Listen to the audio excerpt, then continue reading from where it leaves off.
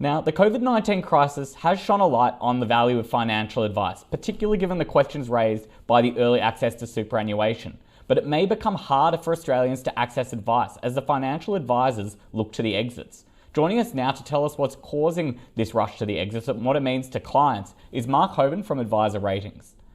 Thanks for joining us today, Mark. So, just how serious is this rush to the exit? Give us the stats when it comes to financial advisors. The exit rates have been pretty consistent, Daniel, for the last year or two. We had something like 15% of the advisor community leaving last year. And for the first quarter this year up to the end of March, almost another 1,000 have left, which is about the same kind of run rate, 15%. So it's serious. So we see the industry now around 22,500 advisors, down from a peak of 28,000 at the end of 2018. And we've actually forecast that long term, we see the industry shrinking to about 15,000 over the next few years. Now, that of course is not a good thing by any measure, but for those who are skillful enough or able to survive this downturn, do you see it to some extent proving to be an opportunity for the remaining advisors? I think so. We're seeing a lot of demand coming through, obviously COVID-19 related. Advisors still in the industry are being smashed with that demand in a good way. I mean, their clients are asking for them to help both practically and with financial assistance, but also emotionally. I think the advisors are proving their worth at the moment. And we can only hope that this kind of interest and demand and the fact that the industry is, I think, stepping up is a reason for maybe some of the advisors thinking about leaving, staying and persisting. And it's not easy at the moment for them. They're not only having to deal with this huge demand, but there have been lots of imposts on the industry over the last 18 months, mostly related to findings and recommendations and changes from Royal Commission. And they're having to deal with that in their businesses. And even in the accreditation, I see that there's been some difficulty in the FASEA accreditation and the sort of burden that's putting on existing financial advisors. Can you tell us a bit about that? Yeah, this is a new educational standard that was put in place a couple of years ago. It's intended to lift every advisor in the industry up to a tertiary level of education. So for most people, that's really about bridging a gap in their learning. And it's been quite a serious impost on most advisors. They have to go back and study while they're running their businesses. Now, the uncertainty here is around the timing by which they need to meet these new standards. So there's an expectation that the government, which has passed the bill through the House of Reps, needs to now pass it through the Senate to extend the deadline currently the end of this year for every advisor to have completed the exam, extended by 12 months. So right now, advisors are not sure if they've got 6 months or 18 months, some kind of extra extension. And that's causing a lot of consternation amongst the industry as well. And has the industry then gone to the government and basically explained the predicament, especially with what's going on with COVID, effectively asked for some form of formal grace period?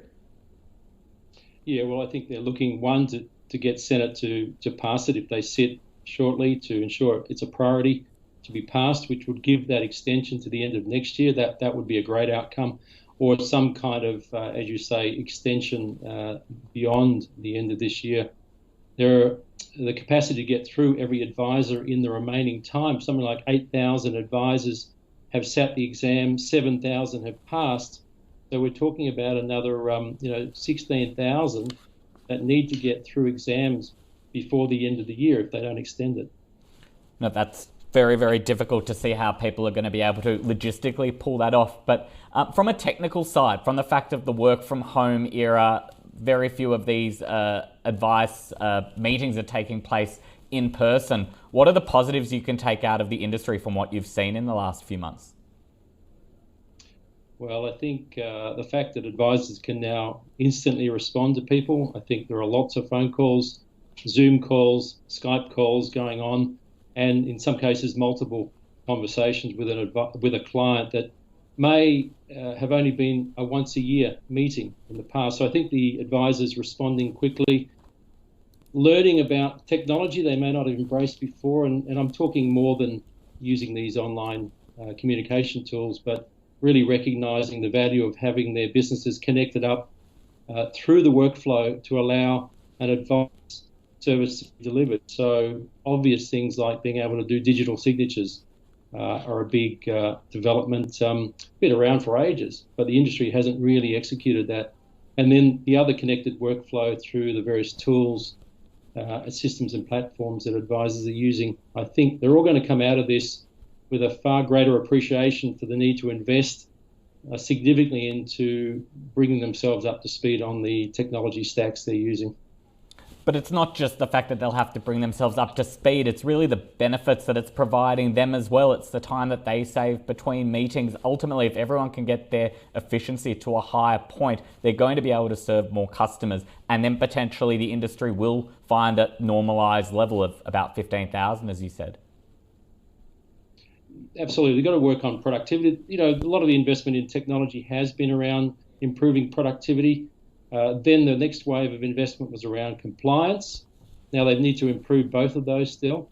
And then the last piece, which has really been overlooked, but this COVID-19 pandemic has demonstrated that there needs to be a higher degree of investment into the customer interface. So the tools that they have available to use to look at their own personal circumstances and play around with some of the models and scenarios to understand what that impact will be on their financials. So all of those things put together are going to help advisors, as you say, able to win more clients, maintain more relationships, and serve them in different ways. That's really important. Cost to serve, it doesn't have to be one size fits all. There are different ways of taking on low value customers and, of course, the traditional high net worth customer that everyone aspires to own. I think that's a great note to leave it on today, Mark. It's not a one-size-fits-all market at all, and hopefully they can really find that niche that they're looking for. But we really appreciate your time this afternoon, and we'll speak to you again soon. That's Mark Hoven from Advisor Ratings.